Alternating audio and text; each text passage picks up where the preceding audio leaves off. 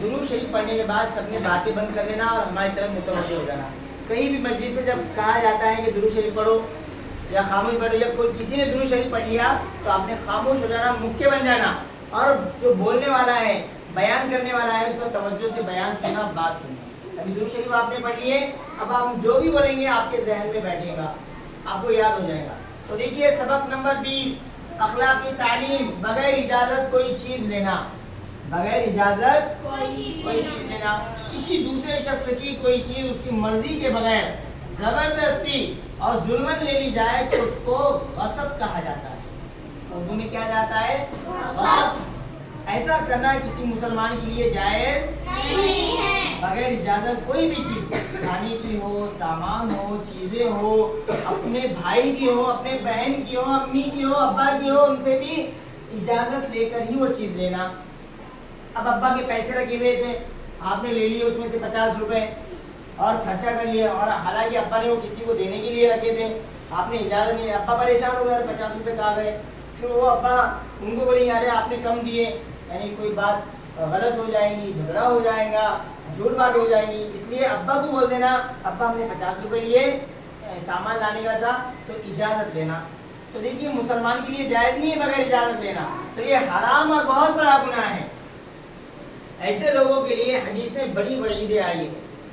हमारे हुजूर सल्लल्लाहु अलैहि वसल्लम ने फरमाया जिस शख्स ने किसी दूसरे की कुछ भी ज़मीन नाहक ली तो क़यामत के दिन वो उस ज़मीन की वजह से, यानी उसकी सज़ा में ज़मीन के 7 हिस्सों तक नीचे धंसता जाएगा।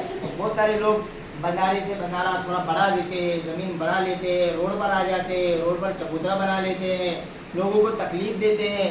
तो मुसलमानों को जायज़ नहीं है, इस्लाम इस चीज़ों को हराम करार देता है कि किसी की ज़मीन नहीं लेना, क्योंकि ज़मीन छोड़कर जाना है, घर भी छोड़कर जाना है, गांव भी छोड़कर चले जाना है, शहर भी मुल्क भी छोड़कर चले जाना है, सब रिश्तेदार छूट जाएंगे, अल्लाह के पास अकेले जाना है, फिर हिसाब देना है किसकी ज़मीन लिए थे, किसका सामान लिए थे, क्या क्या चीज़ें किसकी बगैर इजाज़त ले लिए।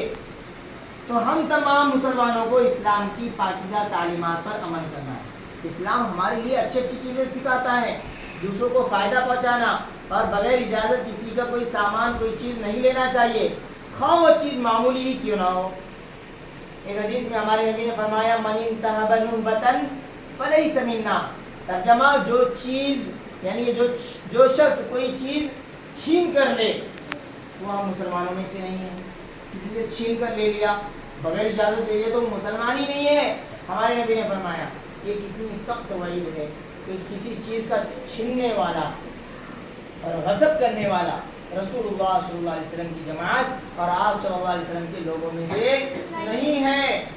जिसको आपने अपने से अलग और दूर कर दिया वो कितना बड़ा महरूम और बदबख्त होगा। अल्लाह ताला इससे हमारी हिफाजत फरमाए, आमीन। तो आपने बच्चों किसी से यानी कोई भी चीज़ घर की हो बाहर की हो बगैर इजाज़त नहीं लेना, ठीक है। हम 2 सवाल करते हैं। पहला सवाल पहली लाइन से है, गसब किसे कहते हैं? सिर्फ पहली लाइन वाले कोई भी बोलो, गसब किसे कहते हैं? वेरी गुड, बिल्कुल सही जवाब। बगैर इजाज़त ज़बरदस्ती कोई चीज़ ले ले उसको गसब कहते हैं। उज़मा ने सही जवाब दिया। दूसरी लाइन से दूसरा सवाल है, गसब करने वाले के बारे में हमारे नबी ने क्या फरमाया? दूसरी लाइन, बस ये बीच वाली लाइन बोलो।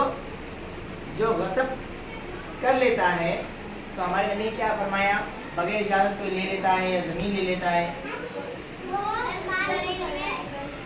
माशाअल्लाह, अलीना ने भी सही जवाब दिए लेकिन आधा जवाब दिए। वो मुसलमान भी नहीं रहता और बोलो रोहन, तो जवाब आ गया। और क्या? वेरी गुड, उज़मा ने बिल्कुल सही जवाब दिए कि वो 7 ज़मीनों के नीचे धंसाया जाएगा जो बगैर यानी जुल्मन किसी की ज़मीन पर कब्जा करेगा, थोड़ी भी ज़मीन पर, तो 7 ज़मीन नीचे उसको अल्लाह ताला दबाएंगे, सज़ा देंगे। वेरी गुड, तो ये समझ में आया आपके सबक? बगैर इजाज़त कोई चीज़ लेंगे आप नहीं, मकतब की भी नहीं, स्कूल की भी नहीं, घर की भी नहीं, किसी के वहाँ मेहमान बनकर गए वहाँ पर भी किसी की कोई चीज़ अच्छी पसंद आ गई आपको ले ली, बैग में डाल दिए, ऐसा नहीं। یہ چوری ہو گئی. چوری کرنا بہت بڑا گناہ ہے. ہم نے کہیں وہ واقعہ اور بات بھی سنا ہے کہ عرب میں مکہ مدینے میں وہاں پر جو چوری کرتا ہے اس کے ہاتھ کاٹ دیتے.